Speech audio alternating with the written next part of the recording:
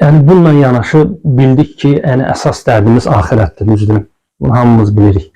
Yaxşı, bəs bu axirət dərdini həyata necə keçirməliyik? Yəni dərd deyəndə elə dərd deyib də üstündən keçməliyik, yoxsa bunun bir əməli var? Bunun üçün hər hansı bir səy göstərməliyik, çalışmalıyıq. Təbii ki, çalışmalıyıq. Çalışmalıyıq nə üzərində? Dərd deyəndə o dərdin içində nə olmalıdır? Yəni mənim axirətimin halı necə olacaq? Mənim hansı dərəcəm olacaq? Görəsən mənim günahlarım bağışlanacaq, yoxsa yox? Yaxşı, günahlarım bağışlandı. Allah elə elədi ki, günahlarım bağışlandı. Mənziləm hansı mənzilə olacaq? Qiyamət günü insanlar firqələrə ayrılacaq. Bəzi firqələr olacaq ki, Allah qatında çox böyük dəyər sahibləri olacaq. Bəziləri olacaq ki, orta yol sahibləri olacaqlar.